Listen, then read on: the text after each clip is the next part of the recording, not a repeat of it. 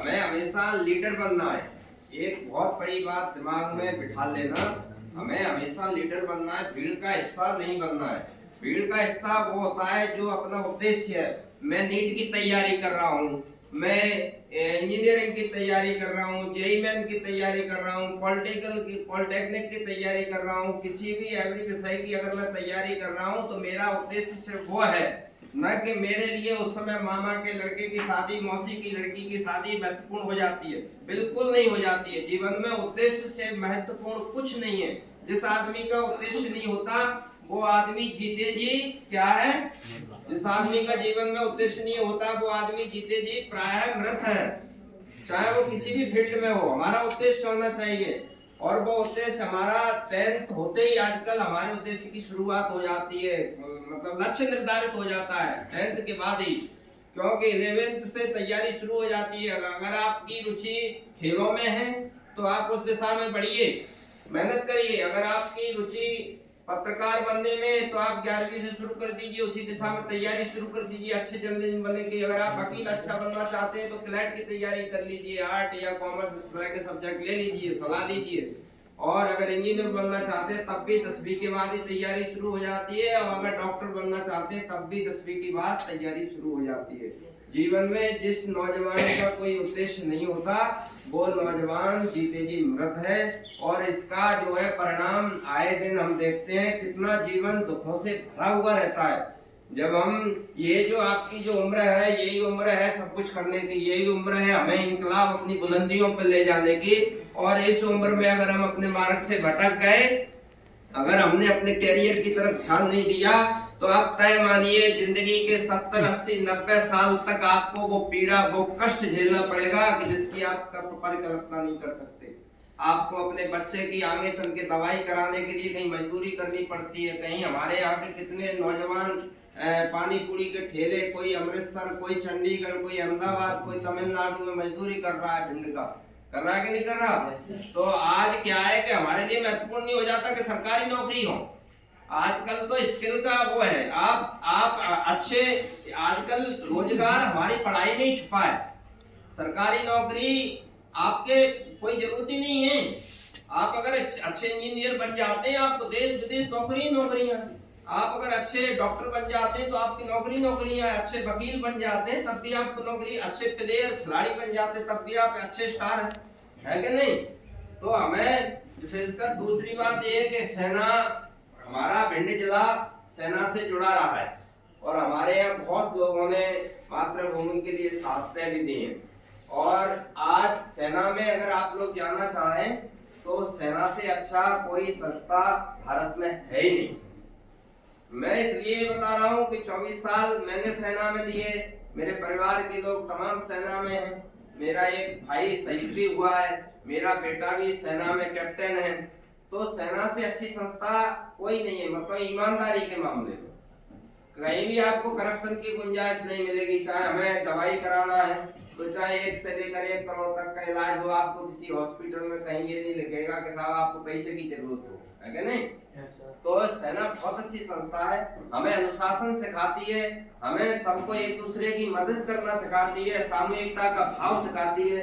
अगर आप लोग सेना में जाना चाहें तो सेना में सबसे अच्छी एंट्री एनडीए की तो सब लोग जानते हैं, इसके अलावा भी जानते हैं? नहीं जानते? तो इसके अलावा मैं और बताऊंगा, एक एंट्री सेना में होती है टीईएस, टेक्निकल एंट्री स्कीम, जो अगर 12वीं के बाद हमारे पास पीसीएम सब्जेक्ट है और हमने अगर जेईई मेन इंजीनियरिंग का सिर्फ टेस्ट दिया हुआ है, पास करो या मत करो, सिर्फ हमने टेस्ट दे रखा है इंजीनियरिंग का 12वीं के बाद, तो और 12वीं में हमारे नंबर 70% होने चाहिए, अब शायद 60 कर दिया, तो वो आप फॉर्म भर सकते हैं उसका, उसमें रिटर्न नहीं होता, वो ऑफिसर एंट्री है, उसमें रिटर्न टेस्ट बिल्कुल नहीं होता, उसमें आप शॉर्ट लिस्टेड होंगे नंबर के बेसिस पे। तो कोशिश करिए 12वीं में नंबर कम से कम 80% आए, उसकी 75 से ऊपर ही मेरिट लिस्ट जाती है। 75% है तो आपको बुलावा आ जाएगा, आपका इंटरव्यू होगा 5 दिन का एसएसबी इंटरव्यू, वो बहुत बढ़िया एंट्री है 12वीं वाले बच्चों के लिए। और उसके लिए आप इंजीनियरिंग की तैयारी कर दीजिए अच्छी से अभी से, और उसमें रिटर्न परीक्षा नहीं होती, इंटरव्यू होगा आपका, और उसमें फौज आपको भी टेक कराएगी। 4-5 साल सेना आपको बीटेक कराएगी, आपको रैंक देगी, लेफ्टिनेंट की रैंक मिलती है, बहुत अच्छी है। उसके बाद एनसीसी में कितने लोग हैं इसमें? एनसीसी से भी, एनसीसी की भी अगर सी सर्टिफिकेट है तो उसमें भी आपका, उसमें भी रिटर्न नहीं है ना। और जवान में तो बहुत जल्दी भर्ती हो जाती है, सी सर्टिफिकेट है। तो सेना बहुत अच्छी वो है, लेकिन हमारा जो टारगेट है वो 10वीं के बाद हो जाना चाहिए। और देखो हम लोगों के क्या है कि हमारे भी पिताजी किसान रहे, पढ़े ही नहीं, तो आप में से कई लोगों के पिताजी भी 10वीं 12वीं होकर रखे होंगे, ज्यादा पढ़े लिखे नहीं होंगे, तो वो आपको नहीं गाइड कर पाए। तो यहाँ सर से, टीचरों से, तो सबसे मार्गदर्शन लो, आपकी हॉबी क्या है, आप क्या करना चाहते हैं, उस दिशा के लीडर बनिए। मैंने कहा नहीं कि भीड़ का हिस्सा कभी मत बनिए। जिस दिन आप भीड़ का हिस्सा बन गए, आपको अपनी इच्छाओं का दमन करना पड़ेगा, आपको अपनी इच्छाओं की कुर्बानियां देनी पड़ेंगी, और तभी आप लीडर बन सकते हैं। लीडर का तात्पर्य नेता से नहीं है, लीडर का तात्पर्य जिस दिशा में आप जाना चाहते हैं उस फील्ड का नेतृत्व तो आपको अव्वल दर्जे का होना चाहिए, और उसके लिए आपको तमाम कुर्बानियां इसलिए देनी पड़ेंगी कि आप जेईई मेन की तैयारी कर रहे हैं। आपने कहा चलो हो गई, कोई नहीं, आज मामा के बर्थडे है लड़के का, उधर चलते हैं, पार्टी में चलते हैं, सब लोग आएंगे या साथ, ये तो 2-3 दिन खराब होंगे, और हमारे लिए 3 दिन बहुत महत्वपूर्ण है।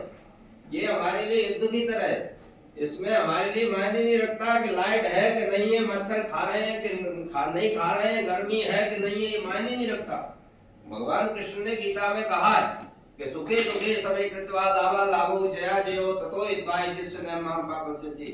हे अर्जुन, ये युद्ध है लक्ष्य की प्राप्ति के लिए, अपने धर्म के लिए, अपने कर्तव्यों की पूर्ति के लिए। अब ये महत्वपूर्ण नहीं है कि इसमें क्या होगा, चाहे सुख मिले चाहे दुख मिले, लाभ हो हानि हो, आपने जो उद्देश्य निर्धारित कर लिया है उस उद्देश्य की दिशा में आप बढ़ जाइए। जो आपने उद्देश्य लक्ष्य निर्धारित कर दिया है उस लक्ष्य की दिशा में आपको कैसे भी पढ़ना पड़े आप पढ़िए। दूसरी इंटरनेट, इंटरनेट का मेरा जो पर्सनल अभिमत है, मेरा जो व्यू है वो ये है कि इंटरनेट एक ऐसा पॉइजन है कि जिसको अगर दवाइयों के साथ मिश्रित करके उसका उपयोग किया जाए, जहर का अगर हम दवाइयों के लिए यूज करते हैं मिक्स करके, तो वो कई बड़ी बड़ी बीमारियों को ठीक कर देता है कि नहीं कर देता जहर? Yes sir. बहुत बड़ी बड़ी गंभीर बीमारियों को जहर ठीक कर देता है। उसी तरह इंटरनेट, अगर इस इंटरनेट का उपयोग हम सृजनात्मक कार्यों के लिए करें, हम अपने भविष्य के लिए करें, अपने फ्यूचर बनाने के लिए करें, तो आप तय मानिए ये इंटरनेट आपको बहुत लंबी ऊंचाइयों तक पहुंचा सकता है। लेकिन अगर इस इंटरनेट का उपयोग आप social media, Facebook, WhatsApp, chatting और इन सब तमाम तरह के अश्लील प्लेटफॉर्मों के लिए करेंगे, तो आप तय मानिए आप भविष्य के गर्त में जाने वाले हैं, कीचड़ में जाने वाले हैं। क्योंकि आज आप अगर उस दलदल में फंस गए तो कल आपको निकालने वाला कोई नहीं होगा, क्योंकि आपके पिता भी उस समय वृद्ध हो चुके होंगे, उनके भी हाथ पैर काम नहीं कर रहे होंगे, और आपको अपने माता पिता की जिम्मेदारियां भी देखनी होगी। अपने अगर शादी हो गई तब तो आप फिर और भी दिक्कत में फंस गए। तो कई लोग इतने परेशान हो जाते हैं कि सुसाइड तक कर लेते हैं। तो आज का ये जो जीवन है, अभी जो 3-4 साल का समय है, इसमें अपने आप को बहुत अव्वल बनाइए, और विशेषकर बच्चियों के लिए, क्योंकि हमारे यहाँ बच्चियां बहुत कम आगे बढ़ पाती हैं, बहुत कम फोर्सों में जा पाती हैं।